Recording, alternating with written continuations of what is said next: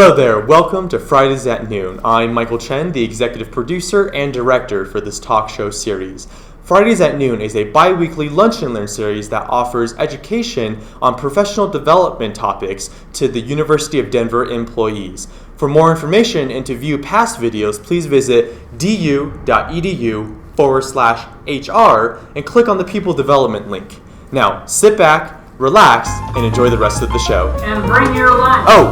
And bring your lunch. That was a good practice. It was, because I was kind of looking down and then I was like, I should do this. Makeup.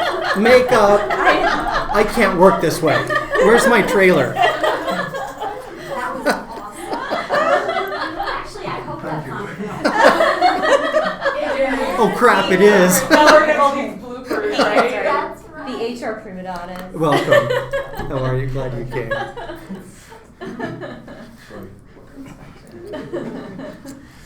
So welcome to Fridays at Noon. My name is Ken Pinnock, and today I love this topic. We're going to be talking about interviewing to get the candidate that you want. Not the one you settle for, but the one you want. You know, we all talk about having a productive and an engaged workforce, which is very, very important. But what we sometimes forget is all of that begins when we're recruiting and where we recruit, and the selection process, the interview, as well as onboarding. And so our focus today is the actual interview. And I'm fortunate to have some colleagues and friends who are really experts in this area. I'd like to introduce and welcome Laura Maresca, our Director of Equal Opportunity. Thank you for being here. Thanks for having me. And Marcy Cozens, our Senior Recruiting Specialist. Thank you for being here. And Thank you.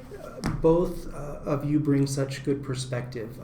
You, with your role here, which is so important, equal opportunity and your background in HR. And Marcy, you certainly bring in the higher educational vantage point, which I know our community really appreciates and welcomes. So thank you. So I think I want to start with the big picture. And so,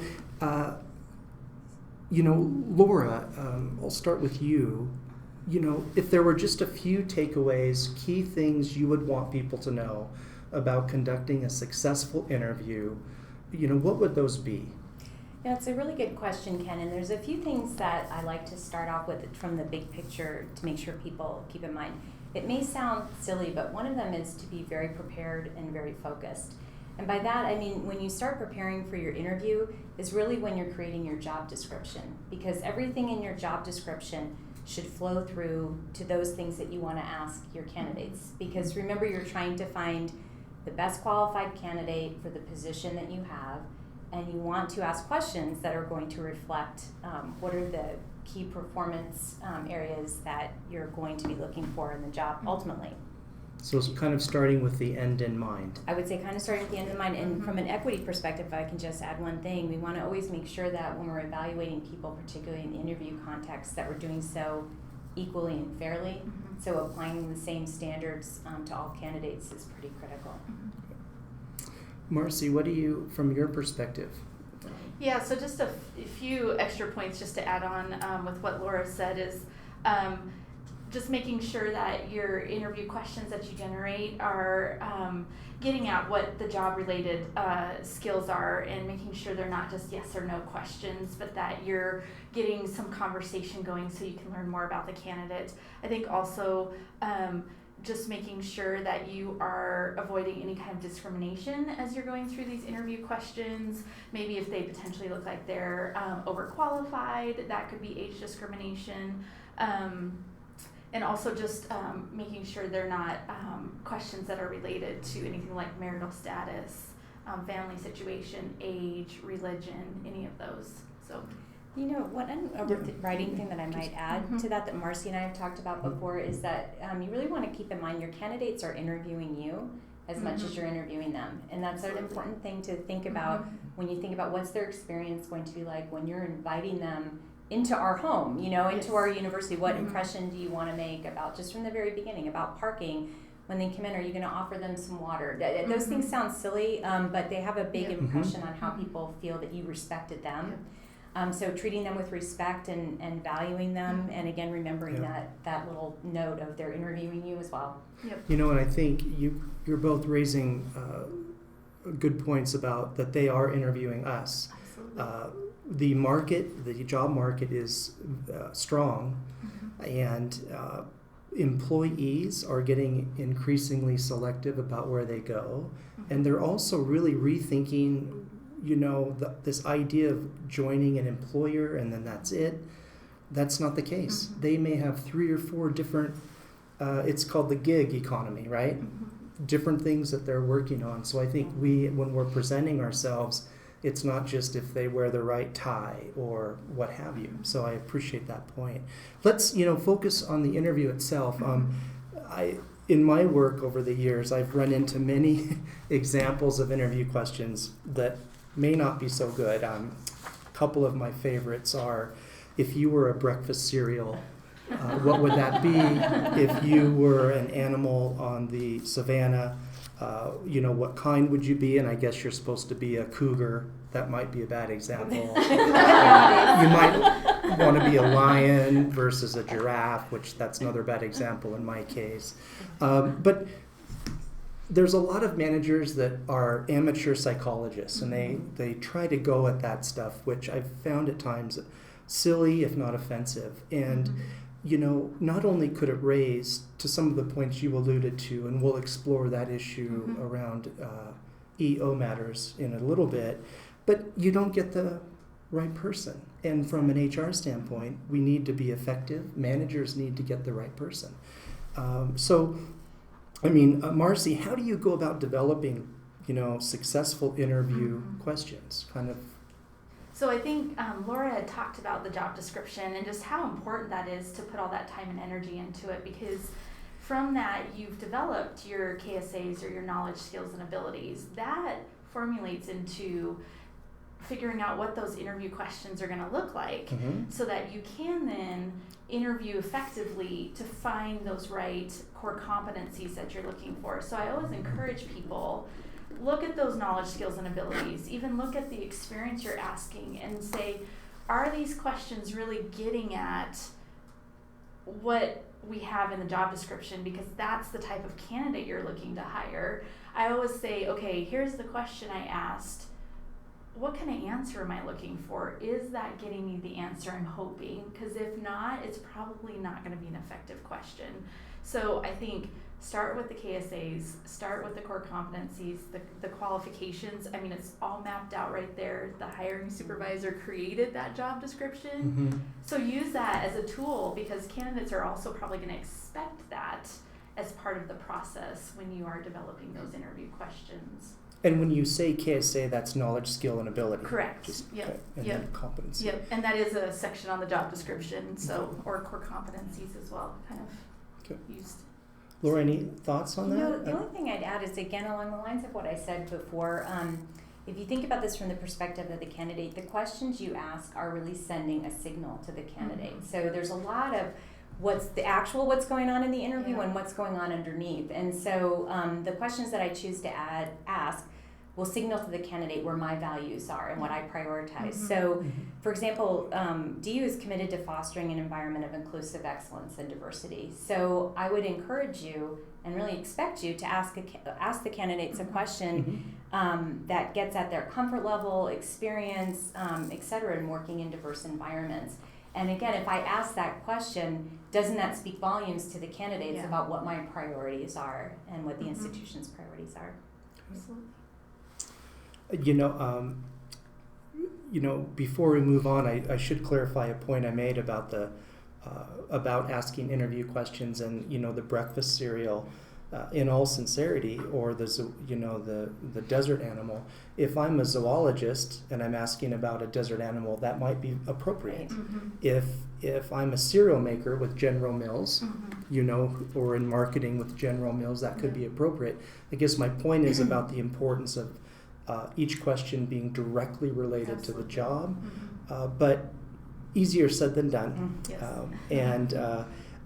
Before we move into some more detail, I would like to ask Laura, are there particular topics that are just like you steer clear from, you avoid, what might some of those be? You know, At least in this Yeah, context. it's a good question. Marcy alluded to some of them earlier, like about family status, but I want to give you maybe an example, a concrete example. I think most people that do interviews are savvy enough to know that they wouldn't ask a blatantly offensive question or one that would be, just obviously inappropriate. But I'll give you an example of some real life things we've encountered. So a candidate came back and told us that someone in the hiring process said to them, "Oh, do you have kids? Are you married?" And the intent of the question was, "Oh, we have this great tuition waiver program that we want to tell you about." And so the person's intent wasn't at all to be asking an inappropriate question or be delving or to evaluate the person on their marital status. It was to share what they thought was which is a very big benefit of working here. So just to keep those in mind, that you don't need to ask that pre-question to talk about the great benefit of the tuition waiver. That's I a think good maybe just example. thinking about what the information you are trying to convey before you ask the question. And I appreciate the point that often interviewers can run afoul, not out of ill will or ill intent. They're like, "Oh, I see you're relocating to Denver. How are you doing? How's your family adapting?" Yeah. Which is, people may not even have an idea that could be potentially problematic, but they really have to focus on that. And so, and Marcy, any other thoughts to? I think you had reiterate just mentioned it, but I think just keeping the questions job related. I mean, I think it's so important to do that because that'll keep you on track and not veer you off into potentially asking something that may not be appropriate. And then I guess when in doubt, and we'll come to this later, but we want to be sure that people know who they can contact to get clarification. Absolutely. How are these reading, and how effective will these be, which is kind of a fun area, which I'm going to test you both on And in we a actually little have a bit. list of questions that are things or topics to avoid in an interview to remain compliant, which we can provide. That'd be great. So okay. So then, Marcy, what are the different types of interview questions? Can you describe how they're kind of categorized? And then we'll get into more specifics. Yeah, so I have a couple different types of questions that are typically used, and one that's probably used more frequently than not, but I think it's all about how you write the question to make sure that it's effective. And so one of those is behavioral interview questions. So what you're trying to get at is to see what the past behaviors are in specific work situations. And so making sure you write that correctly to get the right skills and competencies you're looking for. So with that, when you ask the question, it may be followed up with an example. So tell me about a time, or describe a situation, or give me an example of something like that, because we can all say like, yeah, I'm great at this, but I need to show how I've exhibited that in past behaviors or past examples that I've worked in the workplace. So that's one, so behavioral interview questions. Another one is just experience-based questions. So those are probably gonna be a little bit more concrete. They're probably gonna be related to what's in the qualifications, or you may see on someone's resume, so this would be a little bit more specific to them. Tell me about your experience as it pertains to this that's listed on your resume, or tell me about the specific project that you worked on, to see the depth of their skill set that they have. So that's going to be a little bit more directly related to their experience. What if I ask you, are you dependable? What would you say? That it probably is not going to get you very far, because it's a yes or no question. So I think everyone would say yes, right? But you need to find out, well, how dependable are you? So you say you are, so tell me how dependable you are. Give me an example. Tell me about a situation where your supervisor had to call on you, and what made you be dependable, and what did that look like? So it's always that follow-up. It's yes or no is not going to get you very far if that's how you phrase the question. So, are you dependable? Yes. Yes. I think you are. For what that's worth. Yes. So, but there's some good points, the kind of going for the behavioral piece, the providing examples, and all kidding aside, there can be times where you might use a closed-end type question, yes or no, if it's this is the attendance requirement, can you meet it, yes or no? Yep. And do you have any anything to add on that? Not Laura, really. or In the just- behavioral interviews, you may have heard them called the STAR technique. So it's right, situation or task, action taken, and results achieved. So that's what you're seeking to get out of that question. And it has when you craft those questions, keep those various things in mind, because you want to make sure you're asking for the call. The call of the question has to be, what was the result, right? So you don't leave that one off, not just a general, tell me about a time when da-da-da, and it resulted in a successful completion of a timely project. You know what I mean? So, and those were again, situation or task, action taken, results achieved. And results achieved. So yeah, did it work? It's one thing if you try something, but did you get a result? Out of it? All right, so here, this will be fun. I want to pose a couple of competencies or KSAs, and you can both jump in. If I was looking for, and these are actually items that are really important in the DU community, values, if you will, teamwork. What might be an example of a good interview question getting at teamwork? Do you want to go first or want me to go? Go for it. Okay, I have one. So can you share an example of a situation in which teamwork enhanced your ability to accomplish your goals or the outcomes that were expected from you as an employee?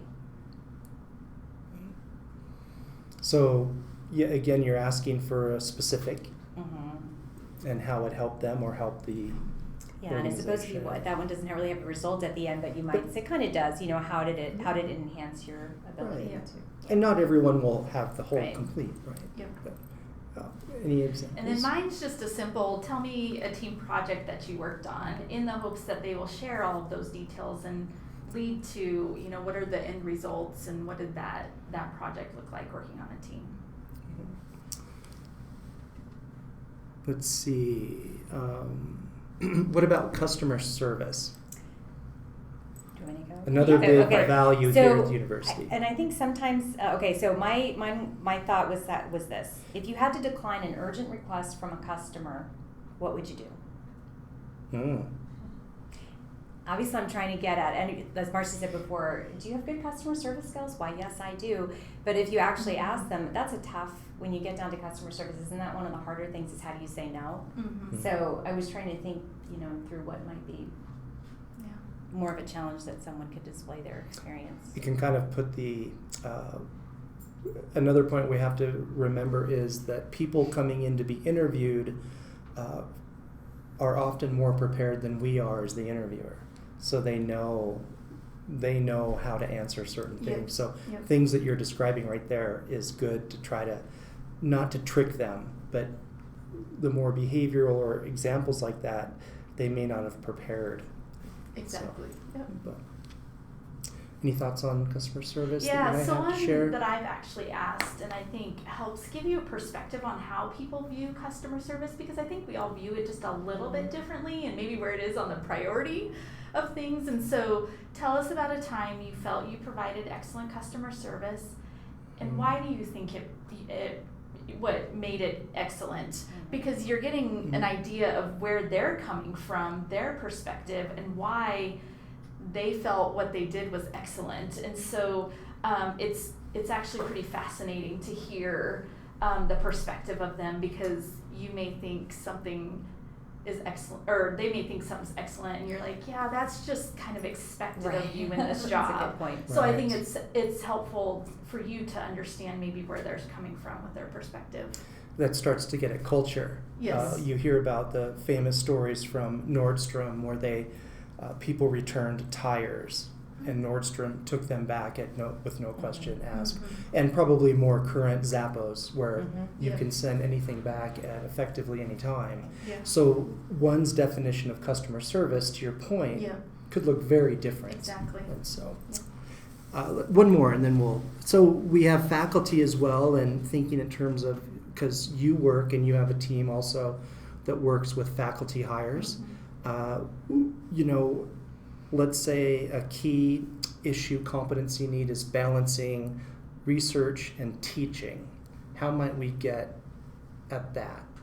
Even though many may just want to research all the time, but that may not be what the job requires, right? So how might we... Great question for Yeah, that. no, just, I didn't really think through specifically with teaching and research, but you can adapt what I'm saying. So what I really read that is you want to know how they prioritize tasks, Yeah. right, and competing objectives. So it could be as simple as how do you manage your time and prioritize tasks, to tell me about an example where you had competing performance or customer expectations, whatever you want to phrase it, right? Yeah. And what steps did you take to prioritize those tasks to have a timely delivery? Mm-hmm. So you can kind of massage that to whatever situation Yeah. I think you need, but I really think, I felt like the core of that is really prioritization Mhm. of time and Yeah. management Yeah. of task. And I, if I was a candidate, if I said, you know what, my focus and priority is research. Yeah. I'll do what I have to, but I'm going to research. How might you, as the interviewer or selection committee, use that information? Is that good? Is that maybe not what we need? Or how might, if someone responded that way? Well, you may want to, sorry, go ahead, Marcy. Oh, go ahead. I think that sounds like a place where you might want to ask a follow-up question about, I see you're very passionate about research. Tell me about how you prioritize, or how do you work your teaching schedule and working with students, whatever the specific question is, into your schedule, so that you're not, and I think here again, I'm signaling to the candidate my priority, so that you're not allowing that to fall by the wayside. Candidate, that's important to me, is the message, right? And I think you can even refer back to the job posting, and it says, this much percentage of your time will be dedicated to teaching, or you're required to teach this many courses throughout the year, so we appreciate your research, and that's why we were attracted to you and we brought you in, but also know there are other components that are required of this job, and can you be okay with that? So I think even going back to the job posting and reiterating what's called or what's required of the position is helpful. That's a great point. That's a great point.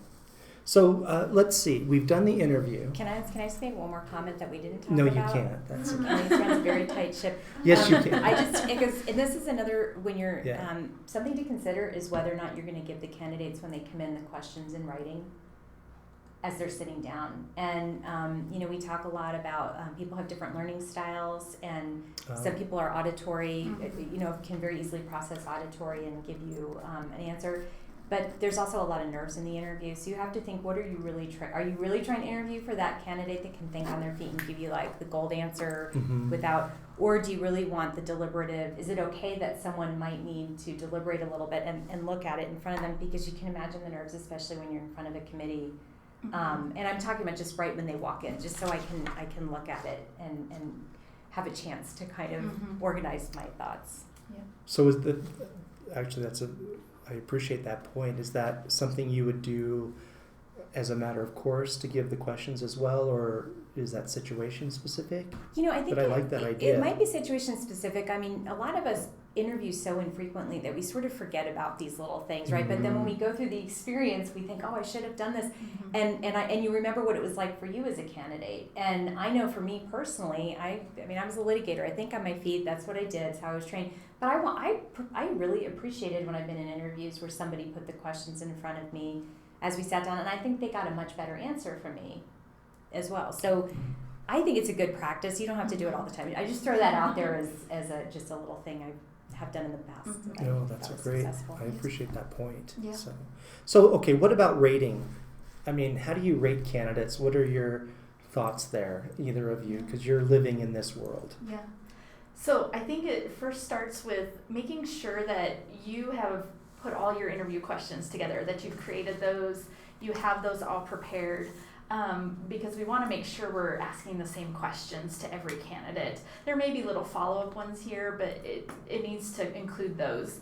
And then what I recommend is if you have a rating sheet, or we have rating sheets, where you put in that competency that you've identified that you want to interview about, put that in the column with the question, and then you can do like a 1 to 5 rating scale, and then so they can take notes, but then also have them do an overall rating of how well the candidate answered the question, and then also how well does that answer go back to the qualifications and what the hiring supervisor is looking for in the position.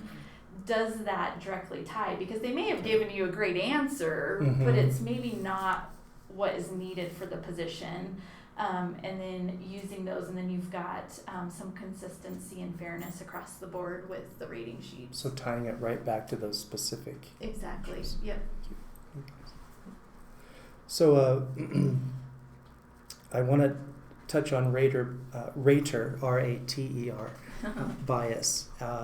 This is something that I encounter working with managers doing performance reviews, and it comes up in interviewing. So I know from experience, I've had people that say, I'm never going to hire someone that comes from that particular school.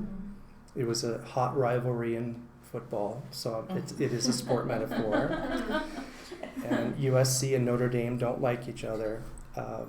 And while that's not legally protected, if you will, it's an example of bias. And bias comes up a lot with recency bias or first impression, error. And so what can you speak to halo horn, how bias might get in our way, kind of that noise when we're interviewing people and to be aware of? It's a hard thing to tackle. When you're an interviewer, you have a lot of responsibilities. So you're trying to actively listen, but you're also thinking about what's the next question I'm going to ask. And you have a lot on your plate. Did I catch everything that I meant to catch? And so in those types of situations, we tend to rely on our gut, right? And that's where our bias sometimes kicks in, and we have to kind of manage that as interviewers. So one thing that Ken referenced that I find, and I do this a lot, I've always relied on my gut. So if someone walks in and within the first 3 seconds, I know if that person's going to be, a finalist or not. That's not a proper evaluation. So I tend to like people that are warm and that will come in and smile and that are, extroverted. But that's not part of my rubric, right? So if someone comes in and they're, kind of quiet and they maybe it's a little bit of nerves, and I don't have such a positive impression. So when Ken's talking about the horns and halos, what that is there's a psychological thing that we do. We're wired to validate our first impression. So if you walked in and you were just so warm and wonderful, and I just liked you right from the minute you walked in, I'm going to spend the rest of that interview trying to validate that first impression. So your answers are going to seem a little bit better to me, and you're just going to seem that much more brilliant than the last person I talked to. And conversely, if there was just something that's rubbing me the wrong way when you first walk in, maybe I think, I don't know, they seem a little arrogant, I don't know what it is. I'm going to try to validate, not intentionally, but subconsciously validate that first negative impression. And so one of the things, and I can't remember this writer's name, but the tip this person had was, if you're starting to feel that immediate reaction to someone, just to discreetly write a negative or a positive symbol on your piece of paper as you're talking, and if you can, just write, why is it nerves? What is it? And then kind of check yourself as you're going through the interview. And that's just, even the practice of just actually doing that, like I'm feeling a little bit negative right up front, it kind of puts the brakes on a little bit so that you remind yourself you have to give this person a fair shot, and you have to really listen and not try to validate that initial assumption. Yeah, that's a great point. So it's automatic. It's something we don't consciously do, but it's right there. So that's something, as you're working with your hiring managers to keep reminding them, prompt them. Well, so going forward, how can faculty and staff engage and work with you and your resources from your offices with the staffing process, with doing good interviewing, with all of that related to selection? So I think I'm housed out of shared services, so I'll kind of speak from that perspective. And I'll probably take it from a bigger picture and then also address the interviews as well, just so people can know what type of services we do offer and have available. So I know Silk Road Recruiting System, there's a lot there that we are always willing to help and have put together some training materials and can always come and meet with the search committees to go through that. Also discuss what what it looks like to screen, what it looks like to have an interview process, also to review these interview questions after they've created them, and we can question them and say, what are you trying to get at for this? So that we can make sure that that limited time you have is effective and it gets at what you're trying to get at, but it also, like you guys have been saying, also reflects well on DU, and because they're interviewing us as well, we can also help create these interview questions if people need help and they're like, here's some competencies we want to get at, what can we ask them? More than happy to help with that as well. And then also, I think just more of the system with Silk Road, if you need help contacting people, changing statuses, I mean, it may seem small, but it actually is a big deal, and it actually can be a little bit complex for people. So we're there to help with all those services and shared services, the recruiting team there. And I know our colleagues in employee relations would love your assistance there because, again, many, and not to be flip, but many issues can be addressed before they're even employees. Absolutely. In a way that's respectful, of course, and appropriate. Absolutely. Knowing what we're looking for, right? How might we work with your office? Sure. So the Office of Equal Opportunity, we work in the hiring process and partner with Marcy in the following way. So we're really charged with ensuring that the universities, from this perspective, that search processes are as equitable as possible, and that, frankly, we do have affirmative obligations at this university. So we do seek to, and what that means is we seek to increase our applicant pool of people from underrepresented backgrounds. Even aside from that obligation, the university, as I said earlier, we have as a priority inclusive excellence, and we're trying to make that, particularly with Impact 2025, we're really trying to make that become a very permanent and forward-facing part of our culture and our climate. The way that we interact with this from a hiring perspective is that we will go and do meetings with search committees. Many of you probably know Dr. Debbie Mixon-Mitchell. I partner with her on the faculty side. We have a new Associate Director of Equal Opportunity, Rufina Hernandez, and she and I are going to start doing similar meetings with search committees on this who are hiring staff positions. Great.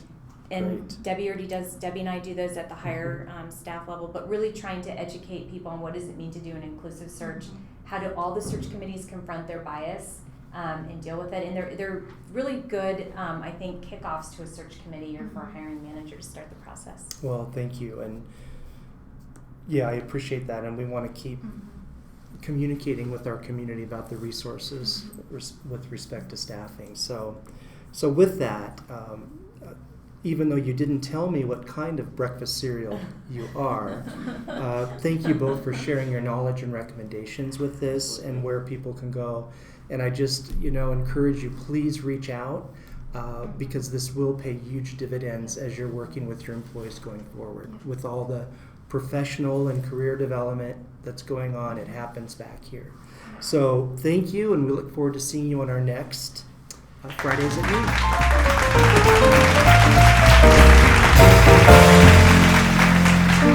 noon.